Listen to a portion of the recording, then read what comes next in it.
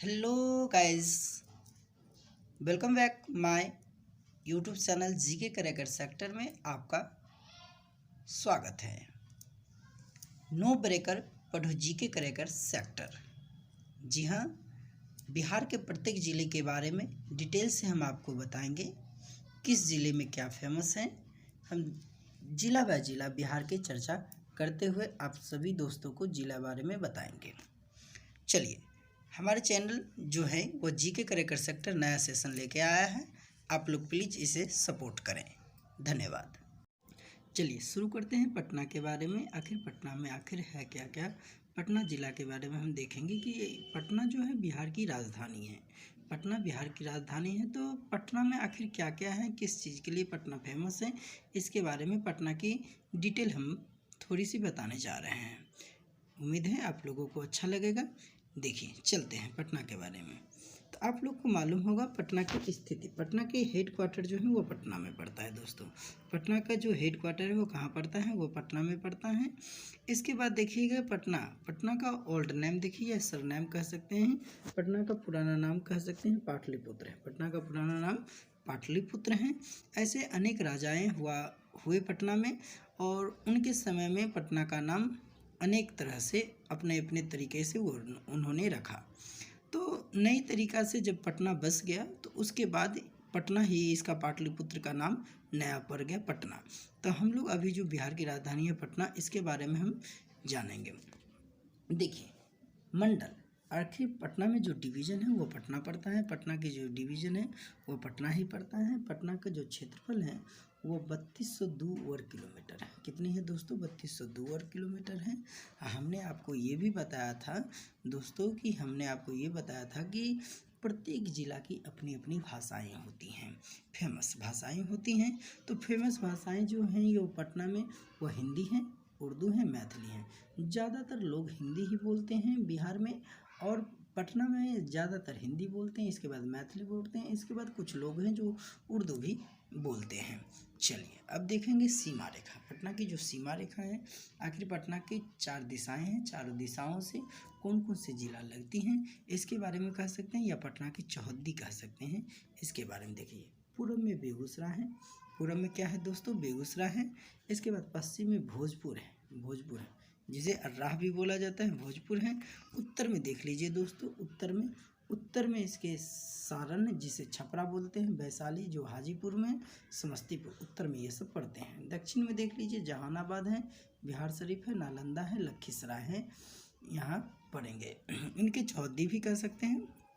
अब देखिए, यहाँ जो पटना में जो नेशनल हाईवे है दोस्तों, नेशनल हाईवे वह कौन कौन सी नेशनल हाईवे है? NH-031, जिसे 31 भी बोला जाता है। NH-31 भी दोस्तों इसे बोला जाता है, कभी कभी इसे NH-31 भी बोला जाता है। तो आप लोग देखेंगे कि NH-31 के बारे में हम चर्चा कर रहे थे कि NH-31 है क्या आखिर। चलिए दोस्तों, कंप्यूटर में थोड़ी सी एरर आ जाती है, इसके बाद आगे हम चर्चा करेंगे। तो हमने नेशनल हाईवे के बारे में चर्चा कर लिया कि नेशनल हाईवे वहाँ कौन सी है, 031 है, नेशनल हाईवे 031 है। इसके बाद नदियाँ देख लीजिए, नदियाँ जो हैं गंगा है, ये जो गंगा है, पुनपुन है। इसके बाद यहाँ पर 3-4 नदियाँ हैं, गंगा, पुनपुन, सोन नदी भी हैं, और बिहार का शोक नदी कोसी भी वहीं पटने से होकर निकलती हैं दोस्तों। चलिए आगे देख लीजिए, पटना के प्रशासनिक परिचय के बारे में देख लेते हैं। पटना के प्रशासनिक परिचय क्या है? तो पटना के प्रशासनिक परिचय के बारे में हम चर्चा कर रहे थे कि पटना की विधानसभा सीट असेंबली सीट देखिए 14 है। विधानसभा सीट पटना की कितनी है? वह 14 है। जो कौन कौन सी हैं 14? तो 14 देख लेते हैं। मोकामा है, बाढ़ है, बख्तियारपुर है, दीघा है, बांकीपुर है, कुम्हारा है, पटना सिटी है, फतुहा है, दानापुर है, मनेर है, फुलवारी है, मसौडी है, पालीगंज है और विक्रम है। ये 14 जो है विधानसभा सीट हैं, 14 विधानसभा सीट हैं। आप लोग देख रहे थे कि 14 विधानसभा सीट पटना में है, तो 14 विधानसभा सीट पटना में है। इसके बाद देख लेते हैं लोकसभा सीट कितनी है? लोकसभा सीट 2 हैं दोस्तों, पाटलिपुत्र, पटना साहिब, 2 ही हैं।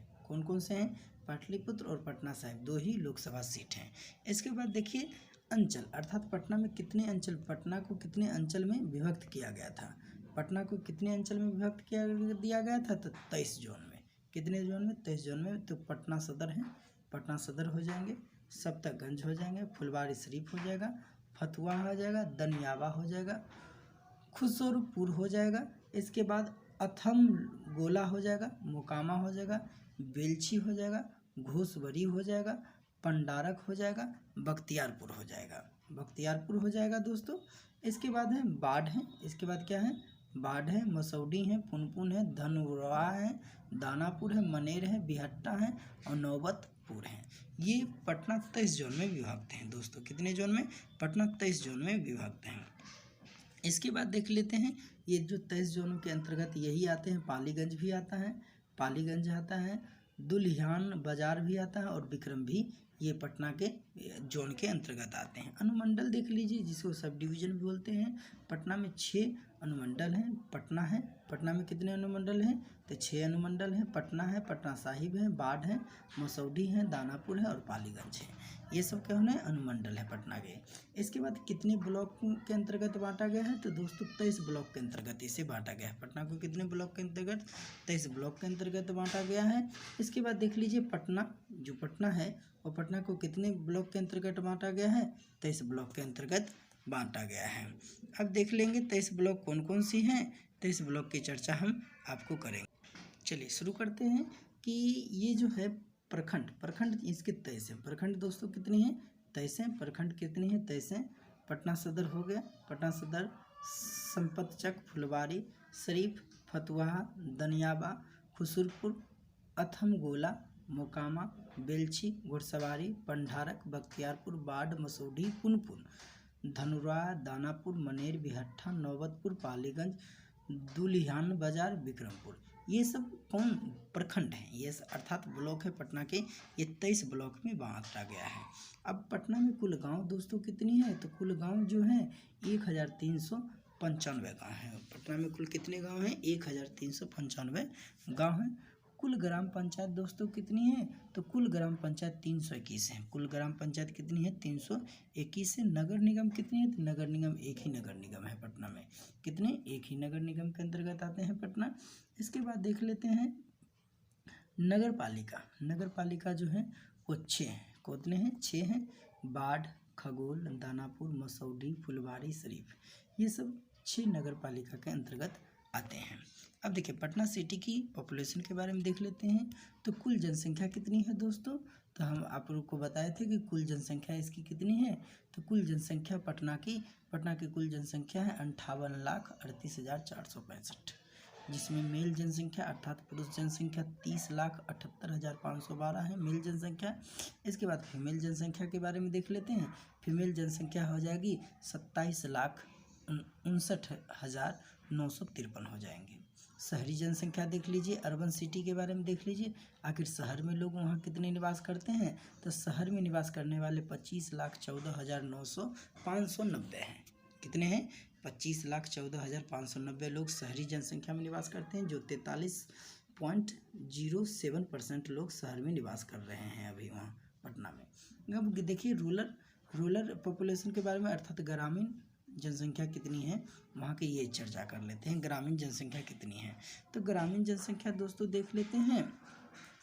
ग्रामीण जनसंख्या कितनी है? तो ग्रामीण जनसंख्या है 33,23,875 है।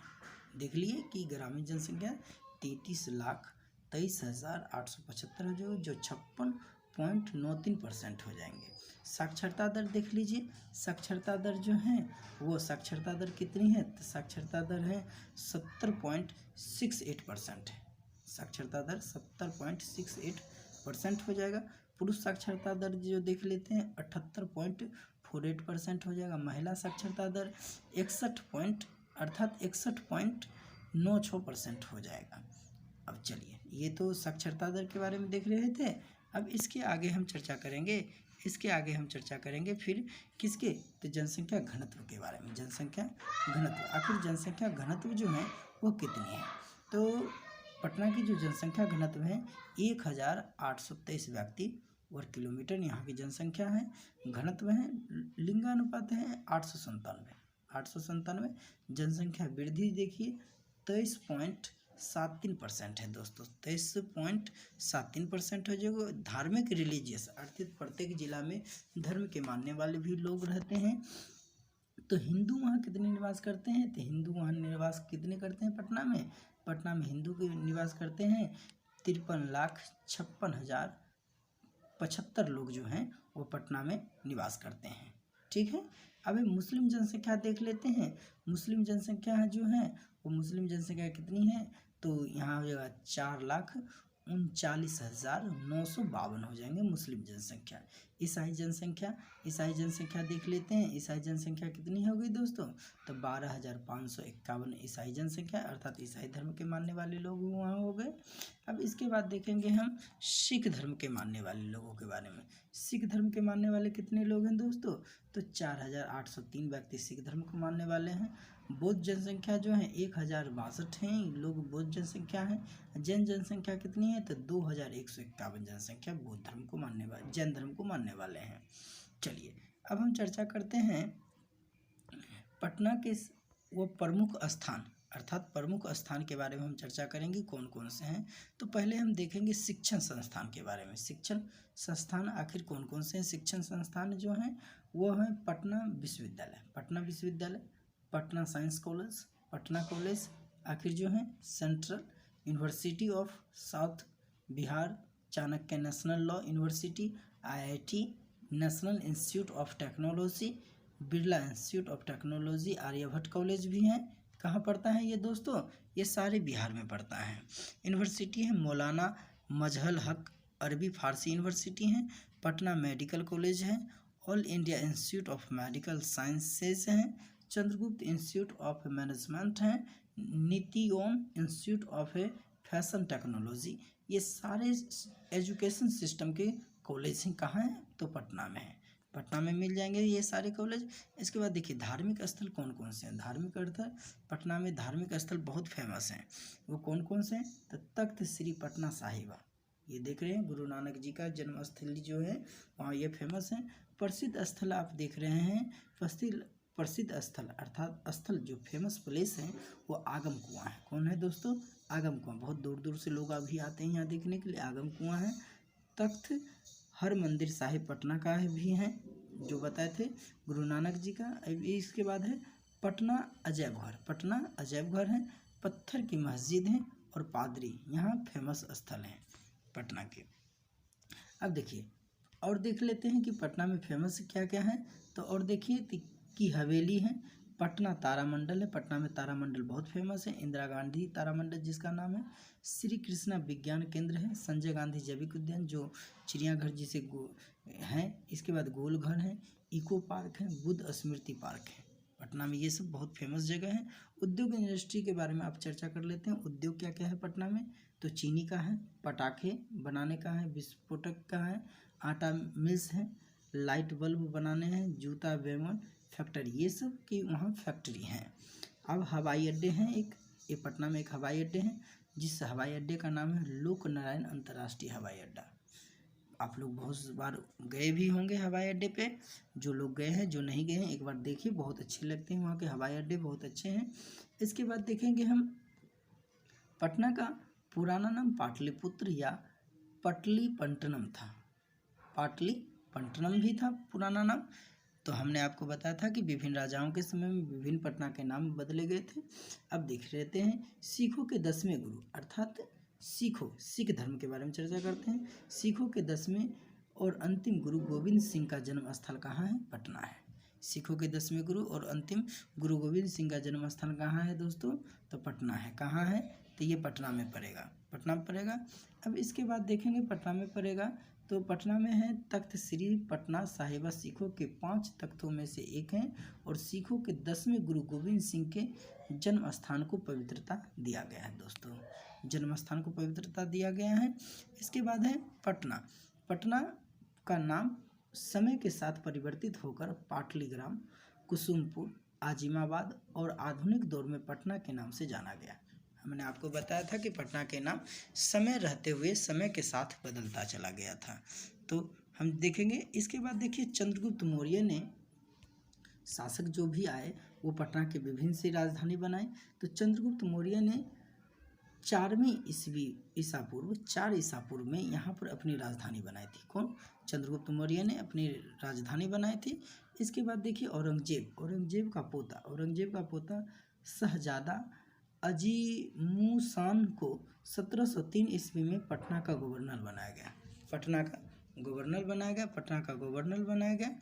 इसके बाद देखिए शहजादा अजीम शान ने पटना को आधुनिक और सुंदर शहर का रूप देने का प्रयास किया और इसका नाम अजीमाबाद रखा। इसके बाद आप देखेंगे कि पटना यूनिवर्सिटी की स्थापना 1917 में हुई थी। पटना जो यूनिवर्सिटी है उसकी स्थापना 1917 में हुई थी और यहाँ भारतीय उपमहाद्वीप का 7वां सबसे पुराना यूनिवर्सिटी है। भारतीय उपमहाद्वीप का ये 7वां सबसे पुराना यूनिवर्सिटी माना जाता है दोस्तों। चलिए यहीं तक देखते हैं आज पटना के बारे में, फिर कभी हम पटना के बारे में और डिटेल से चर्चा करेंगे। तब तक के लिए जय हिंद।